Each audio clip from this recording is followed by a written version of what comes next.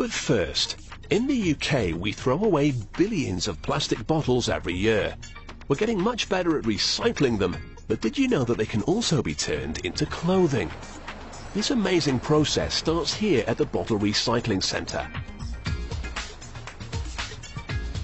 The first stage is shredding.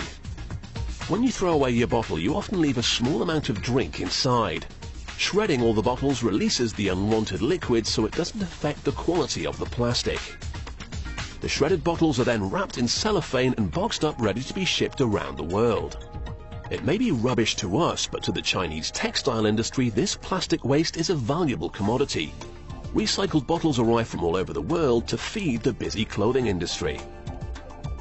Sorting separates the clear plastic from the colored stuff. Clear plastic can be made into white clothes or material that can be dyed, so it's extremely valuable. Most clear plastic bottles have colored lids and stickers on them, but these have got to go, so the bottles head for the baths. The colored caps are made of a different plastic which floats. A worker can then strain them off the top.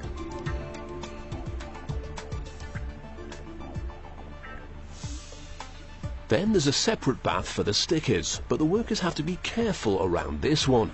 It's corrosive caustic soda, very bad for the skin but very good for removing labels.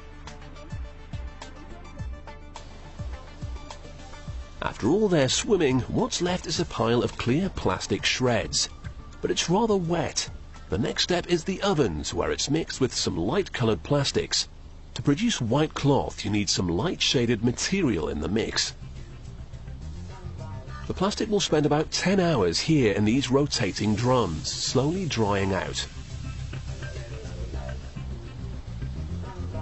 These workers have to maneuver their carts back and forth underneath the drums to catch the plastic as it falls out. But they've also got to mind their heads on all the other spinning ovens. So we've got our plastic bottles broken down and mixed to produce the right colours.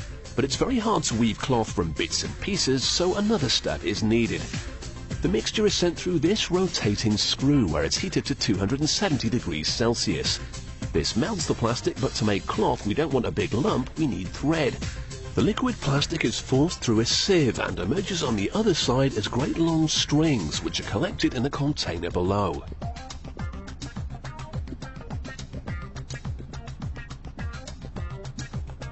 We've now got thread, but it isn't strong enough to make cloth yet.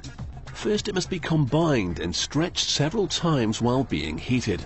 This will bond the fibers together. Now it's taken ages to produce this material, but the next part of the process is to tear it apart again. The fluff that emerges is the raw substance you need to make polyester. However, that takes place in another factory altogether, so the workers here bale it up and send it on. It looks like cotton wool, but it's an entirely man-made substance, created from your old bottles. This machine scrapes it all onto a very rough cloth which is loaded here, ready to be carded.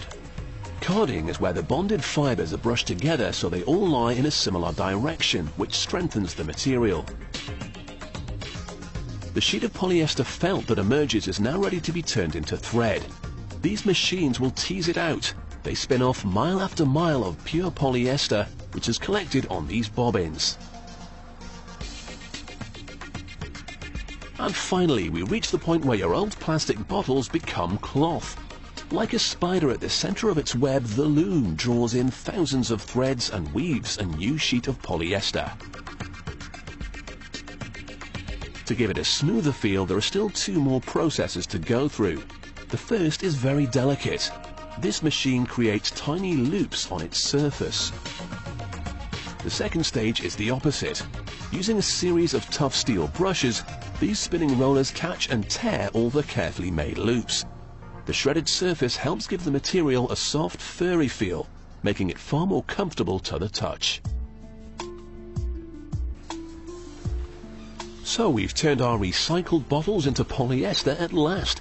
Now it's time to make some clothes. Using a roll of material, stylists mark out the latest designs, being as economical as they can with their handy template. Although they're profiting from your rubbish, they don't want to create any more waste. The pieces will then be sent to workers who turn your trash into the trendiest gear you can find on the high street. So what started out as your rubbish was carefully sorted, then shredded and turned into cloth. That cloth was shredded into fluff, spun into thread and turned into fashion, from plastic bottles to polyester clothing.